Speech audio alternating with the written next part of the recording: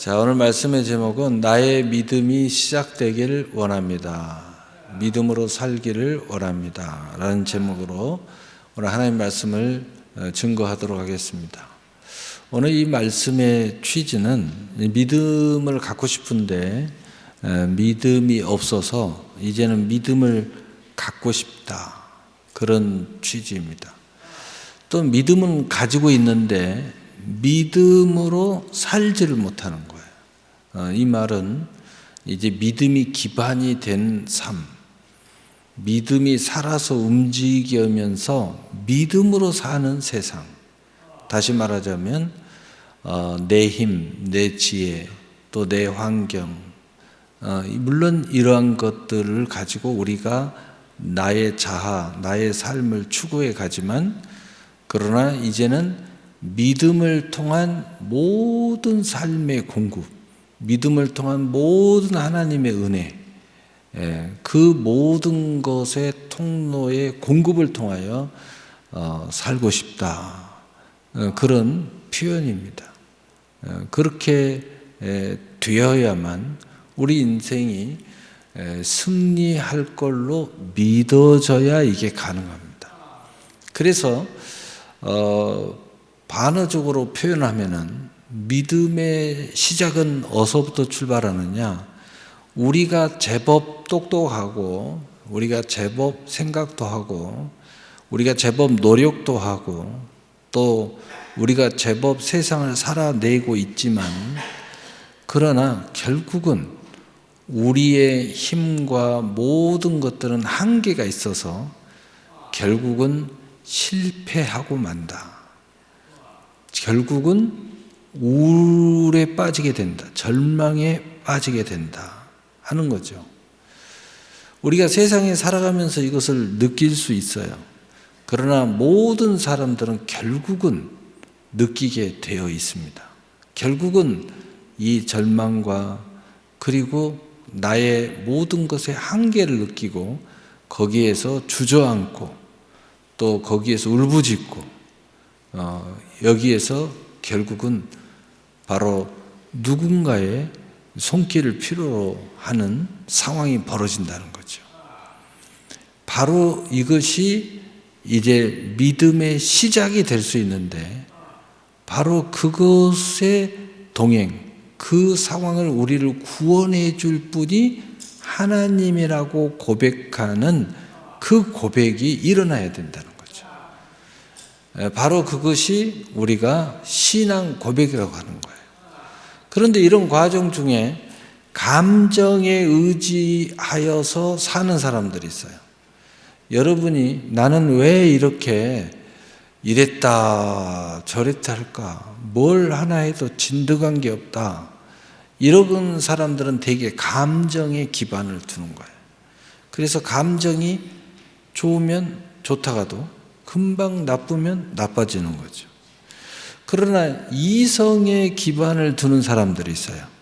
이성, 내 생각과 논리에 기반을 두는 사람들은 이것을 딱 생각을 하면 감정의 기복이 일어나도 내가 이렇게 하기로 했잖아.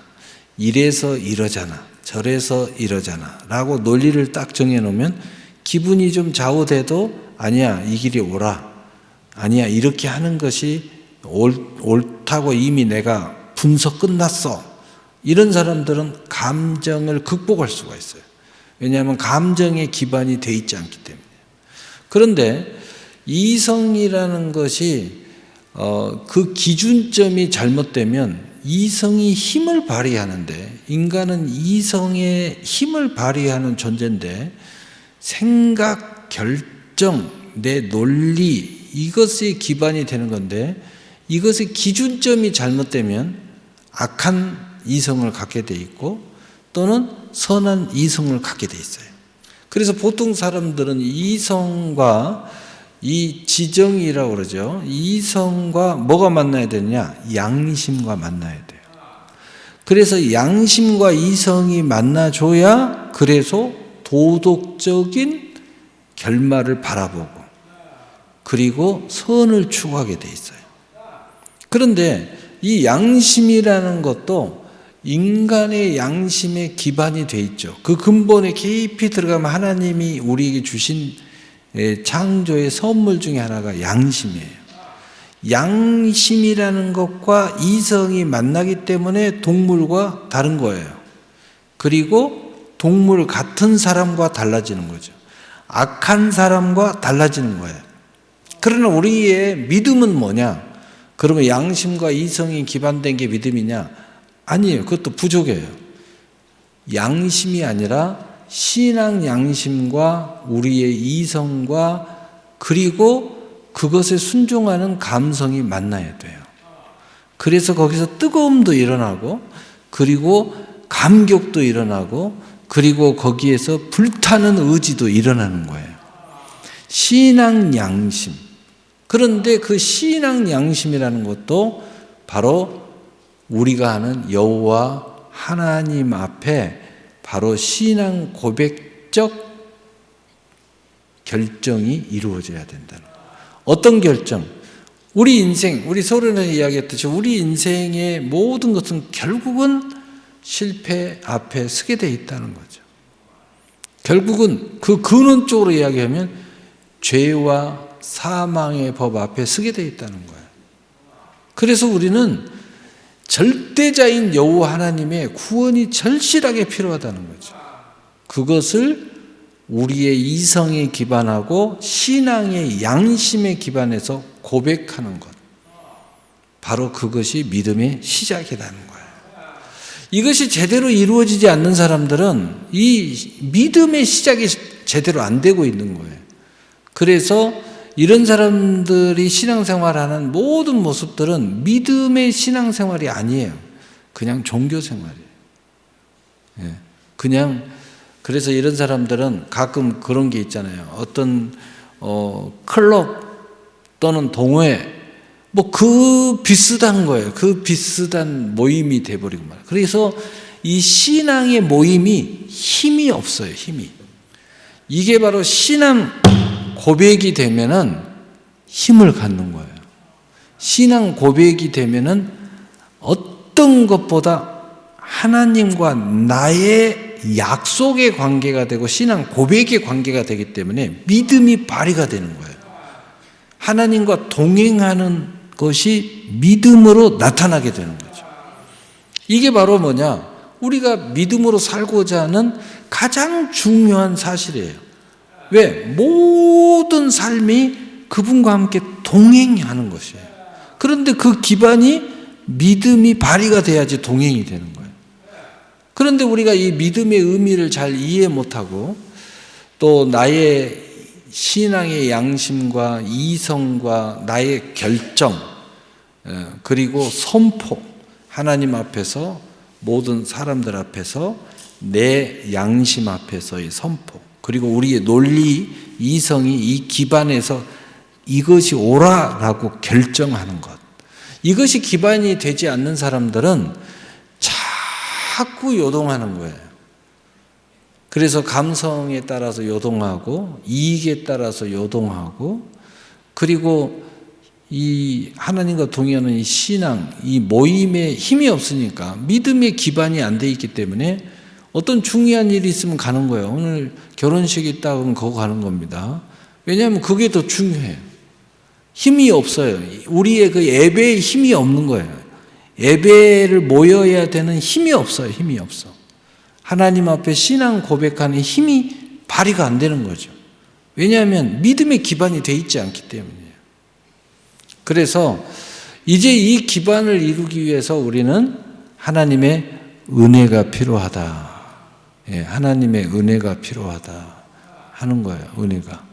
그래서 그 은혜의 역사, 다시 말해서 이러한 것들을 가질 수 있도록 누군가가 도와주고 또 여러분이 의심이 가는 것을 풀어주고 상담을 한다든가 또 여러분이 공부를 하고 뭔가 성경을 볼 때 그것이 해결되고 이러한 것들의 모든 통로와 모든 하나님께서 우리에게 믿음의 기반을 가질 수 있는 모든 것들을 주시는 게 그게 은혜의 방편이라고 그래요. 그래서 은혜로 말미암아 그 은혜에 의하여 믿음으로 우리가 구원을 얻었나니 이것은 하나님의 선물이다 라고 말하는 거예요. 그래서 우리가 이것을 갖기를 원한다는 거죠. 오늘 메시지는 이러한 믿음이 시작되기를 원한다는 거예요. 이게 제대로 되지 않기 때문에 난 믿음은 가졌는데 그런데 자꾸 요동해요. 믿음의 기반이 잘못되어 있어요. 모리 위에 집을 줘놨어요. 그러니까 막 무너지는 거예요. 반석 위에 주초를 놔야 되는데. 그래서 바로 그 기초는 뭐예요? 우리는 실패하도록 되어 있다. 우리는 절망하도록 되어 있다. 그래서 그 유대인의 가스실에서 살아나온 브라이트라는 분이 있는데 그분이 믿음을 이렇게 설명했어요. 자기는 자기 믿음을 갖고 있는 것이 진짜인 줄 알았대요. 그런데 그렇게 어려움을 당하고 포로 그 생활을 하고 그 핍박을 받고 노동 생활을 하는데 수용 생활을 하는데도 하나님 앞에 절실하게 기도를 못했대요. 거기서 살려고 온갖 방법을 다 넣고 머리를 쓰고 막 하면서 이리 가고 저리 가고 이리 해야 되나 살아야 되겠다. 아 저렇게 하면 잘못하면 죽겠는데 이렇게 해야 되겠다. 그리고 알랑방구 끼고 막 가서 막 엎드리고 하란 시키는 대로 하고 그래서 막 살아났다. 그런데 어느 순간에 이제 가스실로 들어가야 된다. 그 사실을 안 거예요. 그래서 사람들이 쑥쑥 없어지는 거예요. 나중에 보니까 전부 다 가스실로 실려가서 다 죽는 거예요. 그 사실 앞에 딱 막다들이니까 이제는 온갖 방법이고 필요 없어. 그 독일군한테 잘 보여야 소용없고 아무 소용없어. 아무리 뭐 알랑방구 껴도 뭐 살겠다는 의지가 하나도 없는 거예요. 그때 이분이 하나님 앞에 자기가 울면서 기도를 시작하더래요. 하나님 살려달라고. 그 마음의 심정이 뭐냐? 어떤 소망도 없어요. 나를 살리실 분은 하나님뿐이야. 그리고 한편으로 기도할 때는 이제는 내가 여기서 죽는가? 하고 하나님 앞에 자기를 맡기고 우리로 이야기하면 천국으로 인도해 달라고 기도도 하고 또 그러다가 한편으로는 아니요 하나님 살려주세요. 몸부림을 치는 거예요. 이분이 나중에 살아나왔어요. 그래서 후에 이야기하는 거예요. 그때 그 믿음이 진짜 믿음이었다. 내가 평상시에 이런 믿음을 가지고 살았어야 되는데 믿음을 가지고 산다고 하면서 평상시에는 믿음이 아니었다는 거예요. 하나님이 반드시 내게 필요하고 하나님이 반드시 나와 함께 한다는 사실을 의지하지 않았다는 거예요. 그런데 내가 그 경험을 하고 나서 이게 진짜 믿음이구나.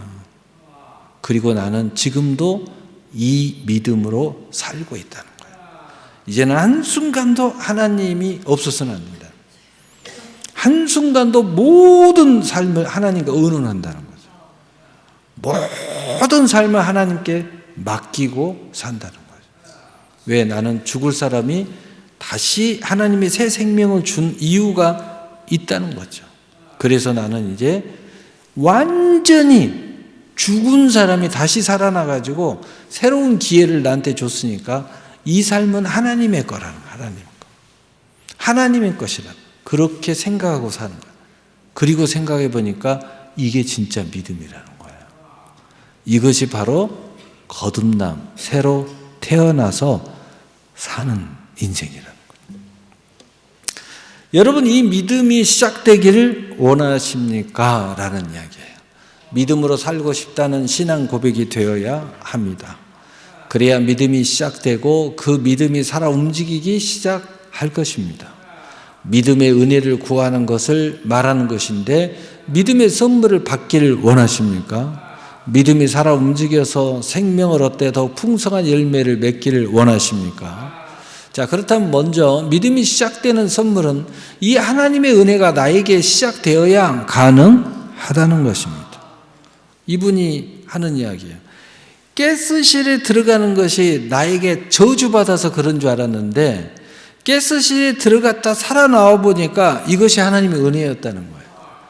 이 과정이 없었다면 자기 믿음 못 가졌다는 거예요. 믿음의 입장에서 보니까 이 엄청난 고난이, 환난이 자기에는 믿음을 갖는 선물이었다는 거예요. 이 은혜가 나에게 시작돼야 된다. 그래서 에베소서 2장 8절에 너희는 그 은혜에 의하여 믿음으로 말미암아 구원을 받았으니 이것은 너희에게서 난 것이 아니요 하나님의 선물이라. 그분이 깨스실 앞에서 졸았겠습니까? 잠을 못 잤다는 거예요. 왜? 죽을 생각을 하니까 억울해가지고 무섭고 두렵고. 여러분 이런 상황이 오면은 졸겠어요? 절대 졸 수가 없죠. 믿음은 그래서 깨어 있어야 되는 거예요. 믿음은 조는 것이 아니에요. 인생을 살아가면서 정신을 바짝 차리고 사는 것이 믿음이에요. 대충 살면 안 돼요. 그것은 예배드리다가 조는 인생과 똑같아요. 인생을 사는데 졸면서 살아보세요. 이거 어떻게 되겠어요? 온갖 사고가 다 일어나는 거예요. 온갖 문제가 다 일어나는 거죠. 차 몰고 가다가 졸아보세요. 반드시 사고 나요. 인생이 사고 나고 항상 우여곡절이 있는 사람들은 한마디로 말해서 조는 인생을 사는 거예요. 정신을 바짝 차리고 살아요. 하나님의 은혜가 나에게 시작되어야 그의 은혜로 의하여 믿음으로 말미암아 구원을 받게 되는 것입니다. 여러분이 아직 구원의 절절한 필요성을 느끼지 못하는 사람들은 믿음이라, 참 믿음이다 라고 말하기가 매우 어려운 거예요. 절대적으로 나는 구원이 필요하다. 나는 그 어떤 것보다 구원받았 이 은혜가 가장 크다. 이게 가장 중심이다. 내 삶에 그 어떤 것과 바꿀 수 없다. 이게 거듭난 사람의 모습이죠. 우리가 믿음으로 말미암아 하는 모든 것은 그의 은혜로부터 시작된 것을 알고 있는 것이 참 믿음이고, 그러므로 진짜 믿음은 은혜 위에 굳게 서게 되는 것입니다. 이런 경험, 정말 이런 경험을 통해 내가 진짜 믿음을 가진 사람은 굳게 서게 되어 있어요. 정신 바짝 차리면서 살게 되어 있어요. 그리고 다시는 그런 일을 당하지 않도록 깨어있게 되어 있다고. 어떤 사람은 운전하다가 큰 사고를 당했어요. 그런데 이분은 그 뒤에 절대로 운전을 안 한대요. 어떤 사람이 그 괌에 떨어져 가지고 살아남은 몇 사람이 있잖아요. 비행기 대한항공 떨어지고 벌써 옛날 이야기인데, 그분들은 그때 그 직원들 살아났잖아요. 스튜디오에서. 근데 바로 은퇴하고 그 뒤에 이분들은요 다시는 비행기를 안 탄대요. 다 죽었는데 자기 몇 사람만 살았는데 다시는 비행기를 안 탄대요. 너무너무 거기에 대한 트라우마가 생겨가지고. 그 사람들은 이제 평생에 비행기 안 타니까 비행기 때문에 위험 당하지는 않을 거예요. 여러분, 이 믿음이라는 것이 이렇게 해서 가진 믿음이 굳게 이렇게 쓰는 거예요. 다시는 그런 상황이 내게 일어나지 않는 거예요. 그래서 믿음은 굳세게 쓰는 거예요. 이런 경험이 은혜가 되는 거예요. 믿음을 갖지 못할 때는 환난이에요. 믿음이 갖지 못할 때는 원망이에요. 믿음을 갖지 못할 때는 불평이에요. 낙심해요. 그런데 이것이 내 믿음을 굳세게 만들 때는 이것이 은혜가 되는 거예요. 그리고 내 믿음이 살아서 움직이는 거예요. 이제는 내가 정신을 바짝 차려야 되겠다. 그리고 내가 믿음으로 살아가야 되겠다. 모든 나의 삶이 이 믿음을 통한 하나님과 소통하면서 동행이 돼야 되겠다. 내가 어느 순간에 하나님이 불러도 할렐루야. 믿음에 굳게 서면 이렇게 되는 거예요. 이제. 요단을 가볍게 넘어가는 겁니다. 그래서 장례식에 가면 이런 가족들은 그 프랑카드에다가 어느 장례식 하니까요, 천국 입성 축하 이렇게 해가지고 딱 붙여놨어요. 그런데 온 가족들은 와 웃어가면서 막 축제를 벌이고 있는데 일가 친지들이 와서 막 아이고 막 울어요. 그러니까 가족들이 울지 마라. 왜 우냐고. 아, 우리는 기쁘다고. 우리 어머니가 천국 가셔서 기쁘다고. 이렇게 믿음으로 승리하고 마지막 승리해서 천국 가는데 얼마나 감사하냐고. 근데 일가 친지들은 안 믿고 또는 믿어도 이게 진짜 믿음에 굳게 쓰지 못한 사람들이라 와가지고 아이고 하고 막 울고 날죠. 울지 말고 막 그래요. 우리 예수 믿는 사람들도 장례식 하면 크게 슬퍼하는 사람들이 있어요. 슬퍼해야죠. 믿음으로 제대로 굳게 쓰지 못하고 가버리면 슬퍼해야죠. 안타깝죠. 안타깝죠. 그것이 아니라면 우리는 기쁨이에요, 기쁨. 그냥 요단을 쓱 넘어가는 거죠. 그래서 천국, 어떤 데는 천국 환송회, 뭐, 이렇게 해야 돼. 천국 입성 축하, 뭐, 이렇게 하고. 응? 슬픈 사람이 하나도 없어. 다 얼굴이 기뻐, 이렇게. 그러면서 그 장례식장에 이렇게 가면은 막 가족들이 나와서 이제 한마디 하잖아요. 아, 우리 아빠 수고했어요. 어떤 분은 막 온몸이 아파가지고 중병에 걸리다가 천국 갔는데 너무너무 승리하셨어요. 잘 견디셨어요. 잘 이겼어요. 이렇게 어려운데 잘 승리했어요. 승리했다는 인생 포기하지 않고 아무렇게나 살지 않고. 어떤 사람들은 막 너무 중병에 가서 오랫동안 장기 질병을 하니까 자기가 스스로 목숨을 끊는 사람도 있어요. 승리하지 못했죠. 그런데 이런 사람들은 끝까지 견뎌서 하나님이 그 부르는 순간까지 잘 견디다가 천국에 가는 거예요. 승리하셨다고. 우리 아빠 승리했다고. 그런 이야기를 들으면 너무 가슴이 뭉클하는 거죠. 저렇게 삶의 과정이 거의 반평생을 질병으로 시달렸는데도 잘 견디다가 믿음으로 견디다가 얼마나 많은 생각이 있었겠어요. 그런데도 승리했다는 거죠.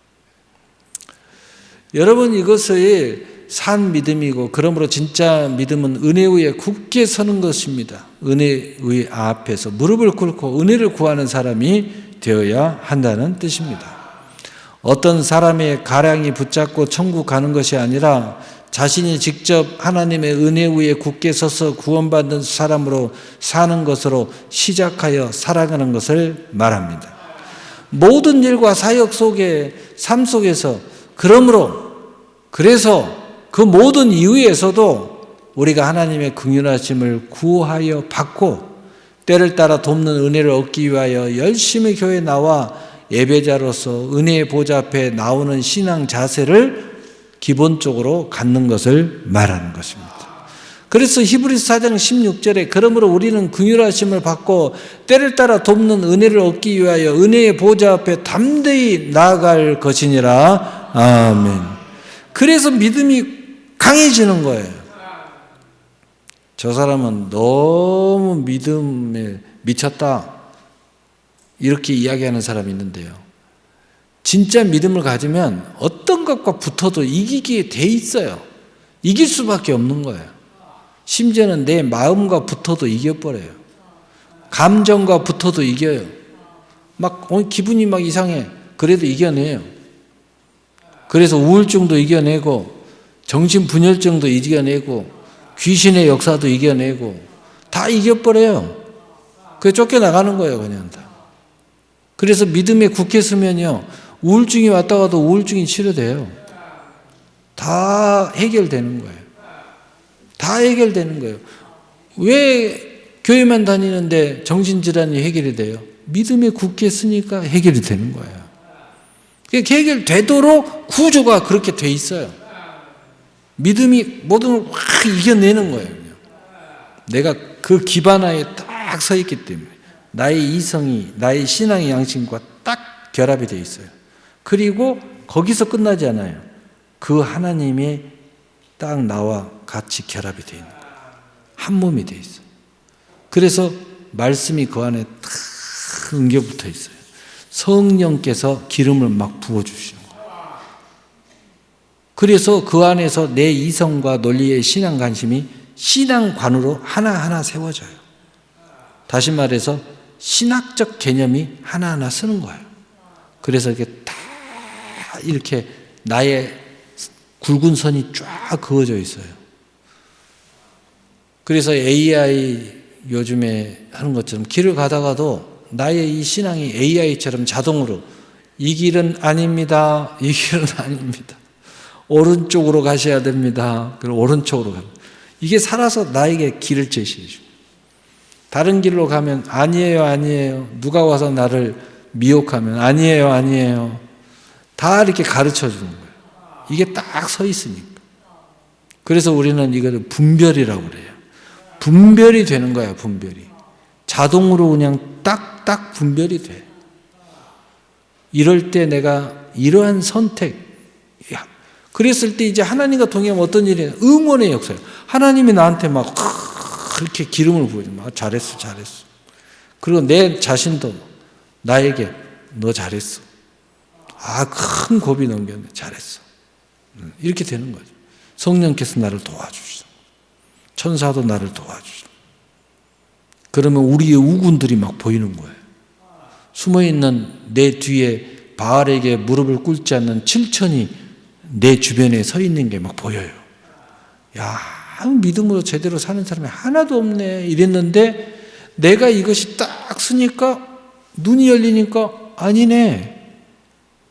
이 세상에 이 7천의 바알에게 무릎을 꿇지 않고 오직 여호와를 경외하면서 천성하여 굳굳하게 가면서 하나님의 뜻을 이루어가는 사람들이 요소요소에 서가지고 눈을 번쩍 빛나면서 가는 게 보이는 거예요. 야, 저들과 합력해야 되겠구나. 이런 생각이 탁 드는 거죠. 그래서 이제 하나님의 은혜로부터 시작됐다는 그 은혜는 무엇인가? 우리를 살리시는 은혜로 말미암아 믿음이 시작된 것을 말하는 것입니다. 이 브라이트라는 사람이 이 경험, 그리고 이제는 완전한 믿음으로 나를 살리신 하나님, 이것 보고 거듭남이라고 그래요. 이것이 세상 속에서 이렇게 해서 살아나는 경험처럼 실제로 내 이성에서 이렇게 새로 태어나 버리는 거예요. 내가 이제 믿음으로 결단하는 거죠. 그래 바로 쓰는 거예요. 바로 그 순간의 출발이 이제 믿음이 시작된 거예요.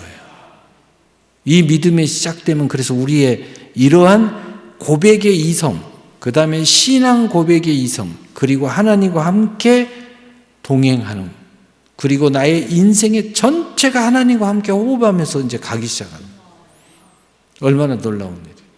그래서 에베소서 2장 1절에 그는 허물과 죄로 죽었던 너희를 살리셨도다.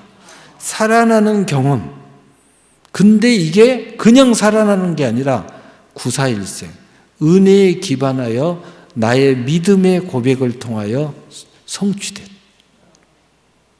야, 내가 정말 여러분 그 비행기가 떨어져서 수백 명이 죽었는데 거기서 살아났다.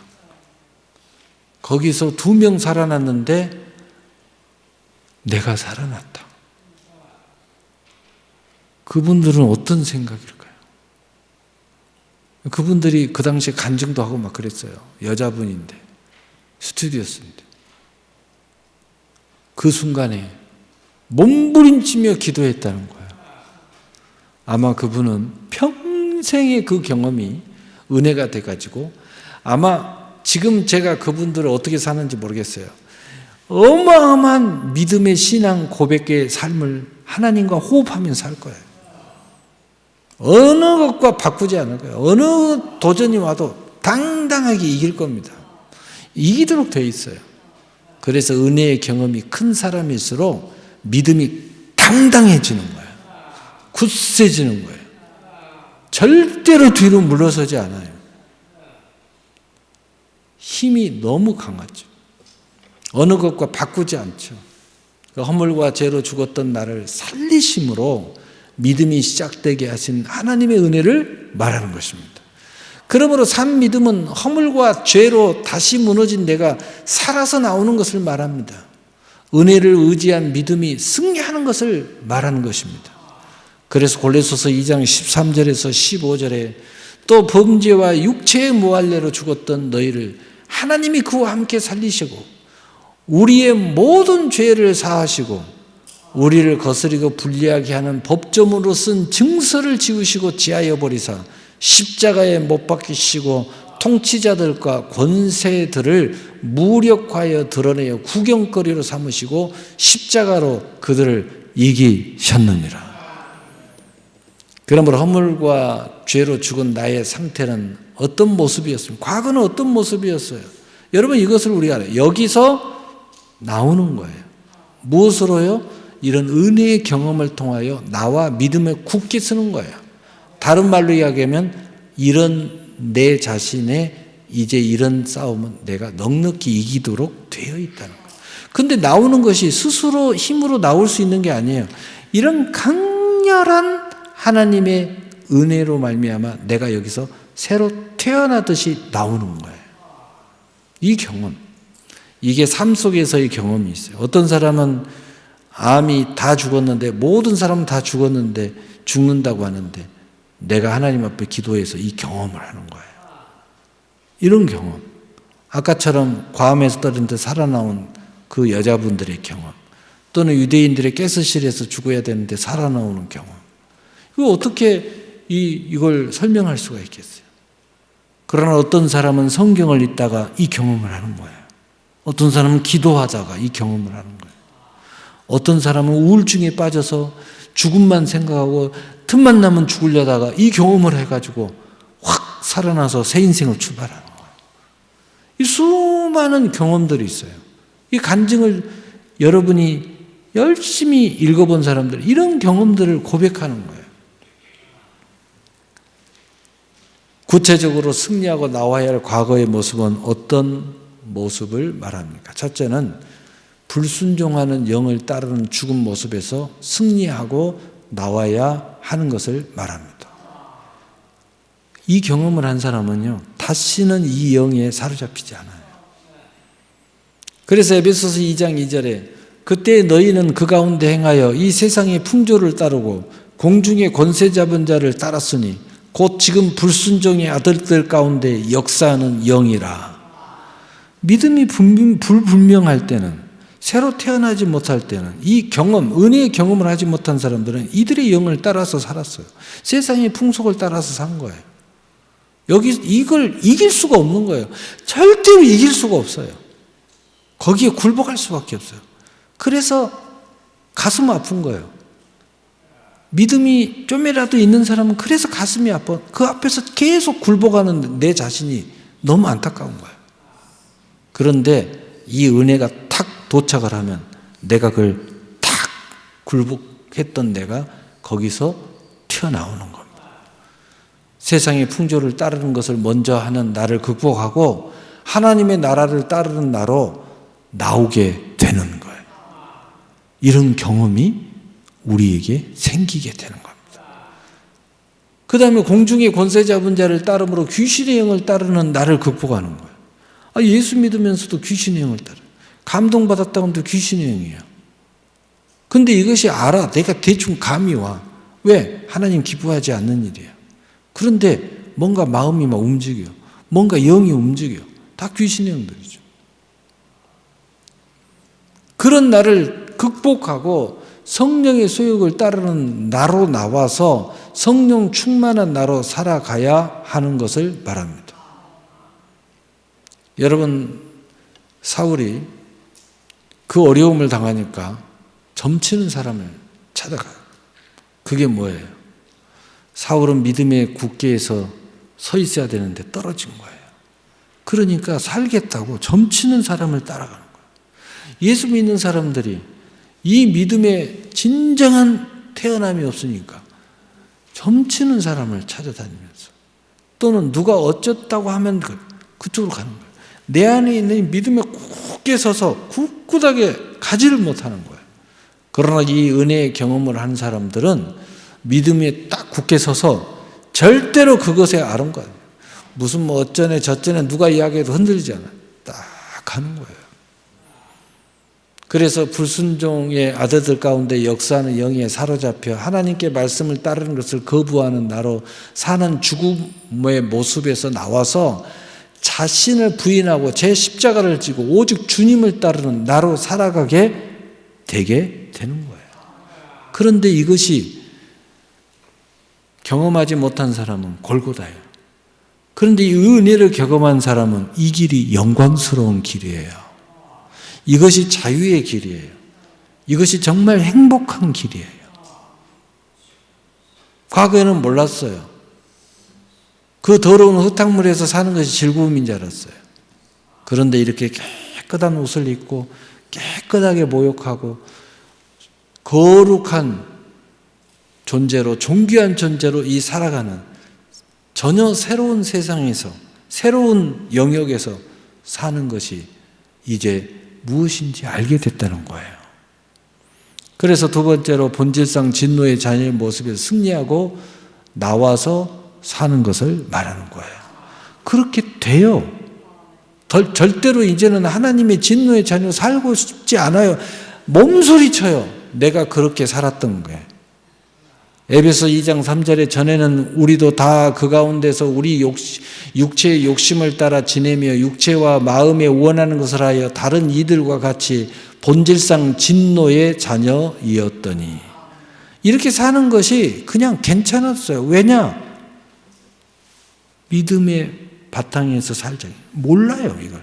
모르기 때문에. 하나님의 존재를 몰라요. 아직도 나의 중심이죠. 육체의 욕심을 따라 지내며 욕심이 생기면 절대로 못 말리는 사람으로 살아갔어요. 내가 믿음을 가졌는데 욕심이 팍 생겨버리면요. 믿음이 못 말려. 믿음이 말려야 되는데 내 믿음이 그것을 극복하고 욕심을 깡그리 발로 밟아야 되는데 못 말리는 거예요. 왜 못 말려요? 욕심이 더 힘이 세요.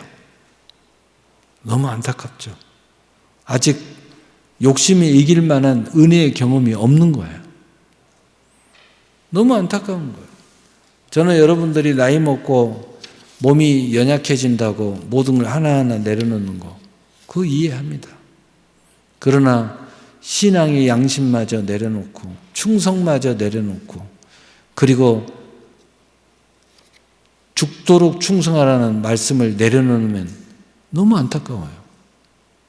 우리가 크기는 달라질 수 있어요. 왜? 나이가 많이 먹었고 힘이 없으니까. 기도는 좀 더 적게 할 수밖에 없어요. 그러나 기도줄을 내려놓으면 안 돼요. 내가 하나님 앞에 봉사를 내려놓을 수 있어요. 그러나 봉사 자체를 다 내려놓으면 안 돼요. 그건 죽어버린 거예요. 이겨내야 돼요. 심지어는 육신의 늙음도 이겨내야 돼요. 마지막 순간까지 이겨내야 마지막 천성으로 들어가는 거예요. 그걸 극복해야 돼요. 그게 믿음이에요. 내가 젊을 때처럼 왕성하게 모든 일을 할 수 없어요. 그러나 이제는 작은 연약한 힘을 가지고 집중해야 돼요. 그러나 이마저도 내려놓으면 그건 죽은 거예요. 그건 죽어버렸어요. 그래서 내가 그런 사람들 장례식에 가고 임종예배 드리잖아요. 그렇게 평생에 충성했는데 다 내려놔가지고요. 양로에 돌아다니고 놀러나 슬슬 다니고 그러다 나중에 이상한 데 갖고 정신이 해롱해롱 해가지고 가서 보잖아요. 죽음 앞에서 두려워 떨고 있어요. 평안함이 없어요. 마지막이 중요한데 어떻게 보면 마무리가 중요한데 제가 가끔 그 마라토너들이 막 뛰는데 그 어느 경기인가는 내가 정확하게 이름이 기억이 안 나는데 그 마지막까지 다 왔어요. 다 왔는데 그 앞에서 톡 엎어져 버리더라고요. 그리고 뒤에 있는 사람이 막 뛰어가지고 그 1등으로 들은 친구가 정말 몇 발짝만 가면 되는데 그걸 못 가고 거기서 쓰러져요. 그래가지고 겨우 일어나는데 빨리 일어나지도 못해. 그럼 뒤에서 추월을 해버려요. 추월을 해가지고 들어가니까 이 친구가 2등도 아니고 3등으로 겨우 들어가더라고. 들어가서 3등이라 해서 다행이에요. 그렇게 되는 거예요. 마무리라는 게 이렇게 중요해요. 마침표를 잘 찍어야 되는 거예요. 그런데 마침표를 여유롭게 찍으려면 믿음에 굳게 서야 돼요. 여유롭게, 영광스럽게. 여러분, 영광스럽게 하는 사람들은 보세요. 마지막도 칭송받으면서, 마지막도 하나님의 은혜와 선물로 가득 차가지고 이렇게 쫙 가잖아요. 얼마나 영광스럽습니까? 사람으로 살아가고 있는 나를 극복하고 거룩한 구별된 심령이 가난한 마음으로 나와서 진정한 마음의 자유와 평강의 사람으로 살아가는 것을 말합니다. 육체와 마음이 원하는 것을 하여 그 어떤 거룩한 뜻과 길이 있어도 오직 자기의 소견을 앞세우면서 살아가므로 하나님의 진노를 일으키는 삶에서 나와서 언제까지 나를 주장할 겁니까? 예수님이 그랬잖아요. 너를 부인해라. 그 나는 죽을 줄만 아는 거예요. 아무리 내가 이것이 똑똑하고 내가 이것이 잘 되고 그게 아니라니까. 거듭난 나를, 진짜 나를 찾아야 한다니까. 그게 진짜 너가 아니라니. 그건 타락한 너고 죄의 나예요. 원래 하나님의 창조했던 그 모습이 아니에요. 이건 마귀에게 속아나서 마귀의 저주에 빠진 그 나야. 하나님의 저주에 빠진 나야. 하나님이 본래 하나님 형상으로 창조한 나로 빨리 돌아와야지. 빨리 거듭나야지.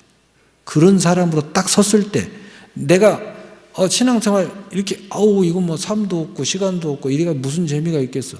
아니라니까. 경험하지 못한 걸 이야기하지 말라니까. 지금 나의 입장에서 이 믿음의 영역에 대해서 함부로 이야기하지 말라니까. 경험해 보지 않았잖아. 경험해 보지 않았잖아. 여러분, 유혹과 싸워본 사람만이 유혹이 얼마나 강한지 아는 거예요. 그런데 유혹과 피비린나게 싸워보지 않고 그냥 홀딱 넘어가는 사람, 유혹에 대해서 말한다고? 그 사람 말할 자격이 없어요. 이 전투를 너무너무 피비린나는 전투를 해봤는데 거기 가운데 유혹에 넘어가서 쓰러지는 거예요. 유혹이 얼마나 강한지 아는 거죠. 그런 사람만이 이 세상과의 싸움에서 피비린나는 싸움을 싸워보고 그 앞에서 쓰러져 본 사람만이 하나님의 은혜가 얼마나 큰지 아는 거예요. 하나님의 사랑이 얼마나 귀한지 아는 거예요. 우리 주님이 내 대신에 십자가에 못 박혀 죽으시고 죽은 지 3만에 부활한 이 은혜가 내게 얼마나 큰지 아는 거예요. 그 예수의 이름으로 이 유혹을 내가 극복할 때 피비린내 나는 유혹과 싸움을 싸워본 사람만이 아는 거예요. 그 죽음 앞에 들어갔다가 가스실에서 살아나왔기 때문에 그 죽음이 힘이 얼마나 강한지 알았어요. 그런데 거기서 구원받았기 때문에 믿음이 굳세지는 거예요. 여러분, 내가 믿음으로 치열한 영적 전투를 해본 사람만이 이 영적 전투가 얼마나 우리의 삶이 중요하다는 걸 알아요. 하늘의 전쟁이 우리의 일상의 전쟁을 결정한다는 걸 아는 거죠. 그런데 이 경험을 못 해본 사람은 육신이 더 중요하지 마. 먼저 이게 더 중요한 거야. 그러면서 이렇게 이야기하고 함부로 기도하면 뭐하냐? 기도만 하면 밥 먹냐? 이렇게 이야기할 수밖에 없는 거예요. 경험해 봤어야지. 알아봤어야지. 해봤어야지. 함부로 이야기하지 마라. 기도에 생명을 걸고 사는 사람들은요, 그게 뭔지 알기 때문에 그런 거예요. 세상에 가서 돈 한 푼 버는 것이 중요하다는 거 다 알아요. 그러나 이것보다 이것이 더 중요하다는 거 알고 기도가 이 세상에 나의 돈을 버는 것을 결정한다는 것을 경험했기 때문에 더 기도를 하는 거예요. 근데 그런 사람들 함부로, 나는 기도해 보지 않는 사람이 어떻게 기도에 대해서 함부로 이야기를 해? 너는 기도에 미쳤냐? 어떻게 이야기를 할 수 있어요? 기도에 대해서 한번 죽도록 맨날 며칠 금식하면서 한 번도 제대로 기도 안 해본 사람이, 경험도 못한 사람이 그런 걸 함부로 어떻게 이야기를 해요? 하나님이 기뻐하시는 일과 사명 앞에서는 자기 생각을 내려놓을 줄도 알아 하나님이 원하시는 일을 먼저 구할 줄 아는 그런 기쁨과 축복의 삶을 살아가는 것을 말합니다. 가끔 저한테 찾아와서 목사님 여행 좀 다녀오세요. 왜 목사님이 여행도 안 다니시고 이렇게. 저는 그런 이야기를 들을 때마다 가만히 생각을 해봐요. 나도 과거에는 여행을 많이 다녔는데 내가 청년 시절 때는 우리나라 산들은 안 다녀본 데 없이 등산을 좋아해서 시간만 나면 등산으로 돌아다녔는데 그때를 한번 떠올려 봐요. 근데 지금의 일상의 삶이 무미 건조한 삶처럼 여러분 보일지 모르지만 나는 한순간도 하나님과 동행해 보지 않은 적이 없어요. 늘 앉아서도 생각하고. 근데 나는 이런 삶이 가장 행복해요. 나는 또 생각을 해보는 거예요. 내가 너무 재미없게 사나. 근데 저는 여러분들을 생각하고 여러분들을 기도하고 그리고 교회가 이렇게 하면 이걸 뜯어고쳐 이런 생각하고 이게 다 하나님의 일이라고 생각해요. 하나님과 이렇게 이런 생각하고 하루 종일 이렇게 보내도 이게 행복한 거예요. 내가 또 생각하는 거예요. 내가 무슨 뭐 능력이 없고 돈이 없고 뭐 해서 내가 여행을 못 가는 것도 아니고 내가 세계 일주라도 내가 몇십 번을 할 수 있는데 단지 하나가 그게 지금 내가 이렇게 살아가는 것보다 더 기쁘지가 않아요. 왜? 내가 과거에 다 해봤거든. 다 돌아다녀보고 여행도 다녀보고 다 해봤거든. 그런 거예요. 나 그런 이야기 들을 때마다 또 한번 생각해봐요. 그런데 별로예요. 내가 지금 이렇게 여러분 앞에 예배드리고 늘 이렇게 무미건조하게 앉아서 차 한 잔 마시고 이렇게 있는 것 같아도 늘 하나님과 소통하면서 이렇게 생각하고 성경을 묵상하고 또 오늘 수요 예배는 무슨 말씀을 전해야 돼? 금요 예배는 무슨 말씀을 이게 나는 너무 행복한 거예요. 네. 늘 생각해 보죠. 이렇게 재미없게 살다가 천국 가는 것이 옳은가? 재미없다고 그러겠지. 옆에서 보면 재미없대요. 근데 나는 이게 풍요로워요. 마지막으로 하나님의 은혜로 말미암아 나의 믿음의 시작은 하나님의 사랑의 근원임을 알아야 믿음의 축복이 더욱더 견고해집니다. 에베소 2장 4절 5절에 긍휼이 풍성하신 하나님이 우리를 사랑하신 그 큰 사랑으로 인하여 허물로 죽은 우리를 그리스도와 함께 살리셨고 너희는 은혜로 구원을 받은 것이니라. 아멘. 긍휼이 풍성하신 하나님의 큰 사랑은 우리의 살아가는 모습을 불쌍히 여기는 큰 사랑이어서 우리의 죄로 인하여 대신 십자가에서 죽게 하시고 예수님과 함께 살리시고 그의 은혜로 믿음으로 구원을 받게 하신 하나님의 크신 사랑을 꼭 가슴 깊이 간직한 믿음의 시작은 우리의 모든 삶 속에서 크신 축복의 선물에 참여하게 한다는 사실입니다.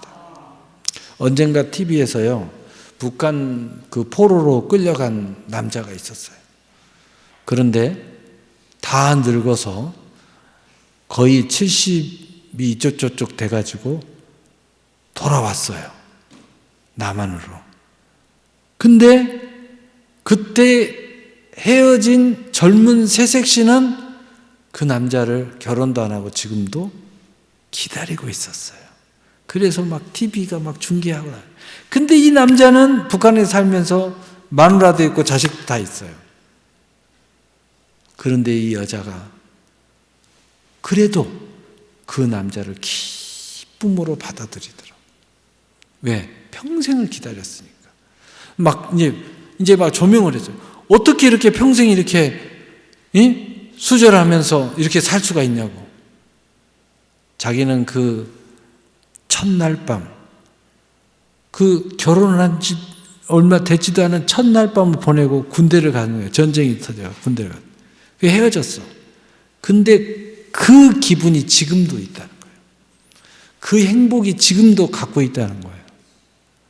그 기분으로 살았다는 거예요. 그대로 그냥 가서 천국 가서 만나도 괜찮다고 생각이 되더라는 거예요. 그런데 이렇게 살아서 만났으니 너무 감사하다고. 응? 그러면서 눈물을 흘리면서 서로 얼굴을 비비면서, 그 기억나죠? 여러분도 막 비비면서 막 울고 얼굴을 땀에다 비벼요. 야, 그 느낌, 뭐 우리 천국의 사모함, 신앙의 사모함, 이거 100% 비교할 수는 없지만 그런 그 마음의 간직함, 이는 모든 시험과 욕심과 교만과 유혹을 극복하게 하는 크신 사랑이어서 결국 크신 모든 축복의 선물의 주인공이 되게 하시게 된다는 겁니다. 그러므로 그 어떤 이유에서 시험이 올 때, 교만이 내 마음을 내세울 때, 마음이 상하게 할 때면, 또 돈 때문에 인색이 발동하여 불순종해질 때면 하나님의 크신 사랑이 오늘 이 순간까지 어떻게 은혜 위에 은혜를 베풀었는지를 깊이 상고할 때 승리하게 될 것이고, 크신 축복 전 큰 시험을 이기고 마침내 크신 축복에 참여하게 될 줄로 믿습니다. 그래서 요한복음 3장 16절에 하나님이 세상을 이처럼 사랑하사 독생자를 주셨으니 이는 그를 믿는 자마다 멸망하지 않고 영생을 얻게 하려 하심이라. 아멘. 오늘 말씀 마치겠습니다. 사랑하는 성도 여러분, 믿음으로 잘 살게 되면 승리하여 나의 과거의 저주스러운 모습에서 나와 축복의 믿음으로 시작하면 이런 일들이 일어나게 될 것입니다. 에베소서 2장 6절 7절에 또 함께 일으키사 그리스도 예수 안에서 함께 하늘에 앉히시니 이는 그리스도 예수 안에서 우리에게 자비하심으로써 그 은혜의 지극히 풍성함을 오는 여러 세대에 나타내려 함이라. 아멘. 그러므로 다시 말씀을 드리면 죄 허물과 죄 많은 나의 모습인 교만과 욕심과 불순종과 온갖 우상 숭배에서 오직 온유와 겸손의 멍에를 메고 오직 우리 주님을 따라서 하나님의 크신 사랑을 마음에 새기고 저주스러운 나의 모습에서 나와 승리하면 이 은혜로 말미암아 믿음의 굳게 서게 되어 있는데 되게 되면 또한 하나님의 사랑은 더 나아가 이런 축복을 더하시게 될 것입니다. 그래서 결론적으로 이 말씀을 읽고 마치겠습니다. 사도행전 1장 12절에 우리 하나님과 주 예수 그리스도의 은혜대로 우리 주 예수의 이름이 너희 가운데 영광을 받으시고 너희도 그 안에서 영광을 받게 하려 함이라. 아멘. 사랑의 하나님 감사합니다.